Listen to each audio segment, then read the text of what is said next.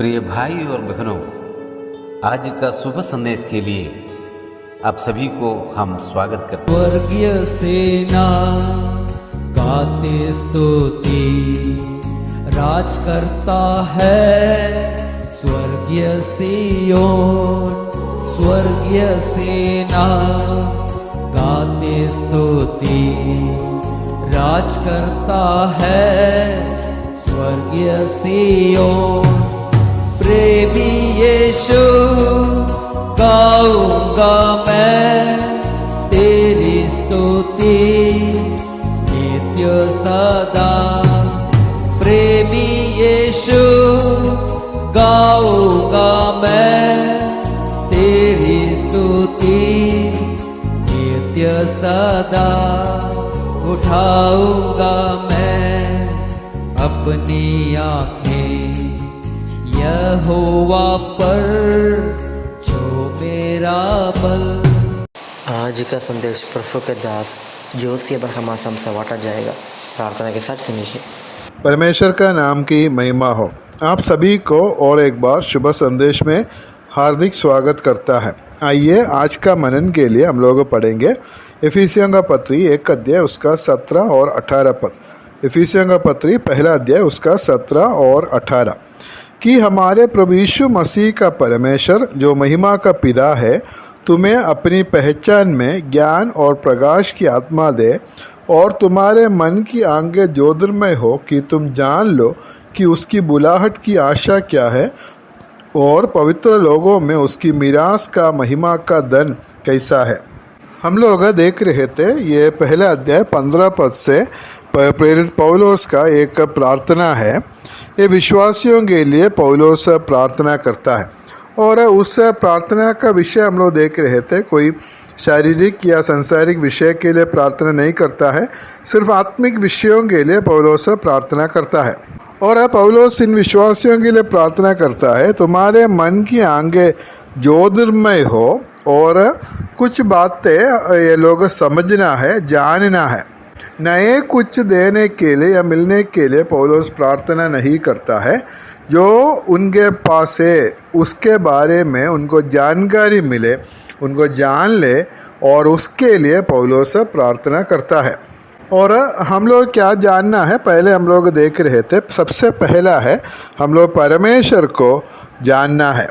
परमेश्वर को हमारे जीवन में पहचानना, वो पहचान हमें मिलना है और उसके लिए पौलुस प्रार्थना किया। और उसके बाद पिछले सप्ताह में हम लोग देख रहे थे, हम लोग जानना है कि उसकी बुलाहट की आशा क्या है और उसको हम लोग जानना चाहिए। और तीसरा बात है हम लोग क्या जानना है, हम इधर पढ़ता है उसका 18 पद में ऐसा पढ़ा है कि तुम्हारे मन की आंखें ज्योतिर्मय हो कि तुम जान लो कि उसकी बुलाहट की आशा क्या है और पवित्र लोगों में उसकी मीरास की महिमा का धन कैसा है। तीसरा जो विषय है हम लोग क्या जाना है, पवित्र लोगों में उसकी मीरास की महिमा का धन कैसा है वो हम लोग जानना है। इधर हम मीरास के बारे में हम लोग देख सकते हैं, अर्थात उत्तराधिकार के विषय में हम लोग देख सकता है। और ये शब्द पहले भी हम लोग देखा है, इफिसियों का पत्री 1 अध्याय में इस विषय को लिखा है। 1 अध्याय 11 पद में और 14 पद में हम लोग ये बात को हम लोग पढ़ सकता है। जब हम लोग हम प्रभु यीशु मसीह पर जब विश्वास किया, जब हम उद्धार पाया, तब हमें मीरास मिला है। परमेश्वर में हमारा कुछ मीरास है या उत्तराधिकार है। 11 पद में हम पढ़ते हैं उसी में जिसमें हम भी उसी की मनसा से जो अपनी इच्छा के मत के अनुसार सब कुछ करता है पहले से ठहराए जाकर मीरास बने। हम लोग उसमें मीरास बना है। परमेश्वर का जो कुछ संपत्ति है वो सब का जो हमारा भी, वो सब हमारा भी हो गया है। परमेश्वर का सारे धन का मीरास हम लोग बना है जब हम लोग उद्धार पाया है। और 14 पद में हम लोग पढ़ता है उस मीरास का हमारा बयाना या हमारा जो गारंटी है वो पवित्र आत्मा है। वो उसके मोल लिए हुओं के छुटकारे के लिए हमारी मीरास का बयाना है कि उसकी महिमा की स्तुति हो। हमारा जो मीरास का जो गारंटी है या बयाना है वो पवित्र आत्मा। जब हम लोग उद्धार पाया, हमारा जो मीरास है परमेश्वर में, और उसका जो गारंटी का हिसाब से हमें पवित्र आत्मा मिला है। उद्धार पाने का साथ ही साथ हमें पवित्र आत्मा मिला है, और उस विषय हम लोग देख चुका है। इसलिए जब हम प्रभु यीशु मसीह पर विश्वास किया, जब हम उद्धार पाया, तब परमेश्वर का सारा संपत्ति के ऊपर हमें अधिकार मिला, अर्थात हम लोग उसका मीरास बना है। लेकिन इधर पौलुस का प्रार्थना में पौलुस प्रार्थना करता है कि पवित्र लोगों में उसकी मीरास की महिमा का धन कैसा है वो जानना है। हमें परमेश्वर में हमें मीरास है, हमें मीरास मिला है।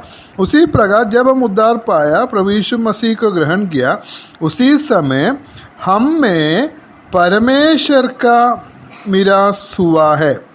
मतलब इधर हमारा मीरास के बारे में नहीं बता रहे, इधर बता रहे कि परमेश्वर का मीरास हमारे जीवन में, और उसके बारे में हम लोग देख सकता है। जब हम प्रभु यीशु मसीह पर विश्वास किया, प्रभु को ग्रहण किया, तब हम प्रभु का बन गया है। हम परमेश्वर का निज भाग या निज संपत्ति बन गया है। हम पूरा प्रभु का बन गया है। इसलिए हमारा जीवन का सारा अधिकार प्रभु को मिला है। इसलिए दोनों प्रकार का मीरास है। पहला है परमेश्वर में हमें जो अधिकार है वो मीरास है, और दूसरा हमारे जीवन में परमेश्वर का जो अधिकार है और वो परमेश्वर का मीरास है। और उस मीरास की महिमा का धन कैसा है ये हम लोग समझना है, और इसलिए प्रेरित पौलुस इधर हमारे लिए प्रार्थना करता है। भजन संहिता 33 अध्याय उसका 12 पद में हम लोग ये दोनों बात हम लोग देख सकता है।